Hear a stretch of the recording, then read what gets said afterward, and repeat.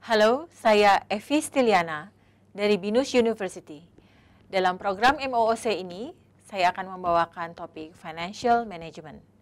Dan pada kali ini, saya akan membawakan modul Financial Market Environment atau dalam bahasa Indonesia adalah pasar keuangan, lingkungan pasar keuangan, Financial Market Environment. Dalam modul kali ini ada beberapa learning goals yang akan saya bahas, yaitu yang pertama, apa fungsi dari financial institution dalam financial management. Jadi apakah fungsi lembaga keuangan dalam managerial finance. Yang kedua, apa fungsi dari financial institution dan financial market. Apa fungsi dari lembaga keuangan dan juga dari pasar keuangan. Kemudian kita akan sama-sama belajar untuk membedakan antara capital markets dan money markets, pasar modal dan pasar uang. Yang kemudian juga learning goals yang terakhir yaitu kita akan juga berdiskusi sedikit tentang business taxes atau pajak dan apa sih pentingnya untuk keputusan keuangan. Kita mulai dari yang pertama. Untuk mengenal financial institution, perannya dalam financial atau manajemen keuangan. Financial institution atau lembaga keuangan itu merupakan satu badan atau mungkin lebih simpelnya seperti ini. Setiap perusahaan akan membutuhkan dana dari external resources, dari sumber-sumber dana dari luar perusahaan, yang dapat diperoleh dengan 3 cara, yaitu pertama melalui lembaga keuangan atau financial institution, kemudian dari financial market atau pasar keuangan, dan yang ketiga melalui private placement atau penempatan pribadi. Nah, dalam hal ini financial institution atau lembaga keuangan merupakan intermediaries, penghubung dari channel dari saving individuals ataupun bisnis kepada loans atau investment. Dan kunci dari supply dan demand ini adalah dari saling ketergantungan antara si suppliers dan demanders yang adalah merupakan baik individu, bisnis atau perusahaan ataupun juga pemerintah ataupun governments. Individual merupakan suppliers of funds, jadi dia yang mensuplai dana. Secara umum biasanya individu merupakan penyuplai dana dan bisnis ataupun government itu merupakan yang membutuhkan, pihak yang membutuhkan dana atau yang membutuhkan suntikan modal. Dalam hal ini ada 2 bentuk dari banks atau financial institution. Kita bicara perbankan, ada commercial banks dan juga ada investment banks. Commercial banks atau bank komersial itu merupakan lembaga yang memberikan saver atau memberikan tabungan, menabung dengan aman untuk investasi dari dana mereka. Jadi misalnya kita menabung di bank itu dan bank akan memberikan kita interest, kita memberikan bunga dan dalam resiko yang sangat aman dan di cover oleh bank tersebut. Kemudian bank juga akan memberikan offer atau menawarkan loan atau kredit kepada individu ataupun perorangan, baik juga kepada bisnis ataupun perusahaan.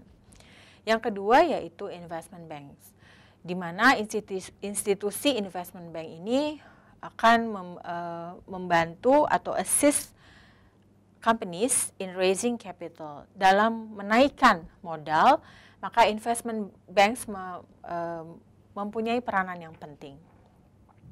Selain untuk menaikkan jumlah modal, investment banks juga memberikan saran perusahaan untuk transaksi-transaksi besar seperti misalnya bagaimana melakukan mergers supaya perusahaan itu menjadi lebih besar ataupun financial restructuring.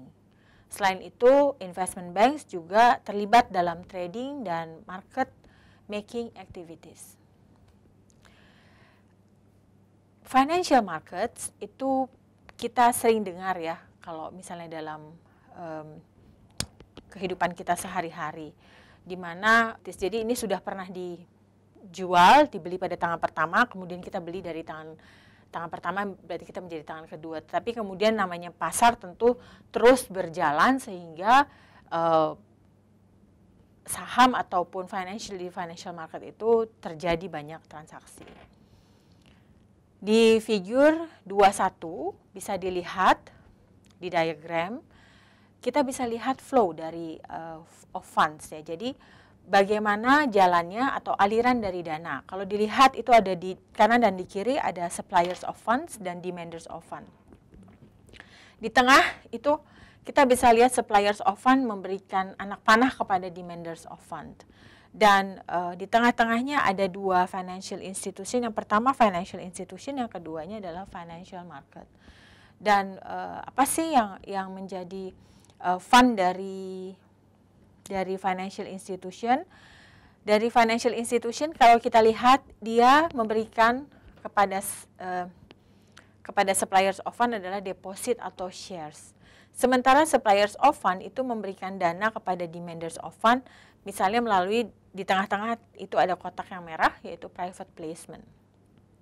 Nah, dari demanders of fund, demanders of fund akan mengambil loan ke financial institution. Jadi kalau kita lihat di sini financial market dan financial institution itu merupakan aliran dana yang menjembatani antara suppliers of fund dan juga demanders of fund. Selain itu kita juga akan melihat money market, di mana money market adalah pasar uang. Pasar uang secara global akan banyak sekali pasar yang memperjualbelikan currency, tidak hanya 1 atau 2, 3, tetapi seluruh dunia dengan currency yang berbeda-beda. Pasar yang berikutnya itu capital market, di mana pasar modal juga merupakan pasar di mana kita bisa mendapatkan dana finansial untuk tambahan dana bagi perusahaan, tapi dari sisi investor ini merupakan investment. Jadi seorang investor akan mendapatkan return dari kalau dia menanamkan saham atau menanamkan uang di pasar modal. Di sisi lain, ini merupakan external source dari perusahaan untuk mendapatkan tambahan modal. Apa saja yang dijual di capital market atau pasar modal, diantaranya itu bonds atau obligasi, di mana ini merupakan long term debt instrument, utang jangka panjang. Common stock atau saham, di mana ini adalah unit of ownership yang atau equity dari sebuah perusahaan. Preferred stock, di mana ini merupakan bentuk spesial dari ownership, baik bond dan juga common stock. Nah, kalau kita lihat di presentasi, kita bisa melihat satu ilustrasi tentang capital market. Di sini ini memang dalam bahasa Inggris, tapi saya rasa semua pasti bisa mengerti karena ini sangat simple. Lakeview Industries, a major microprocessor manufacturer, has issued 9% coupon interest rate with 20-year bond with $1,000 par value that pays interest semi-annually. Nah, di sini ada hitungannya. Bapak Ibu bisa baca sekalian bagaimana mendapatkan nilai berapa yang didapatkan. Nah, yang terakhir yaitu kita bicara tentang pajak. Bagaimana pajak juga mempengaruhi perusahaan atau keuangan perusahaan. Di mana tax income itu menjadi salah satu major factor. Kalau di Indonesia kita ada beberapa jenis macam pajak yang akan mengurangi baik pendapatan maupun juga secara pribadi ataupun secara perusahaan. Pajak-pajak yang dikelola oleh Direktorat Jenderal Pajak meliputi pajak penghasilan atau PPH, kemudian pajak pertambahan nilai PPN, pajak penjualan atas barang mewah, PPNBM, bea materai, pajak bumi bangunan, bea perolehan hak atas tanah dan bangunan, BPHTB. Dan ada juga beberapa pajak-pajak lain yang dipungut oleh pemerintah daerah, baik melalui provinsi ataupun kabupaten dan kota. Di antaranya pajak provinsi, pajak kendaraan bermotor, pajak balik nama kendaraan bermotor, pajak bahan bakar kendaraan bermotor, pajak pengambilan dan pemanfaatan air bawah tanah dan air permukaan. Sementara untuk pajak kabupaten dan kota, ada pajak hotel, pajak restoran, pajak hiburan, pajak reklame, pajak penerangan jalan, pajak pengambilan bahan galian, dan juga pajak parkir. Selain itu, masih ada lagi banyak pajak-pajak yang sangat spesifik yang tentunya biasanya akan dipotong atau dilakukan oleh pemerintah daerah setempat.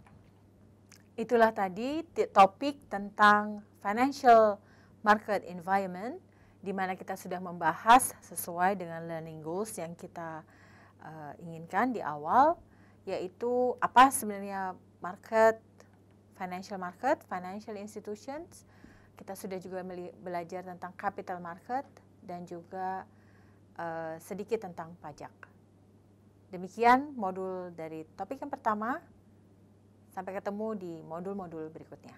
Terima kasih.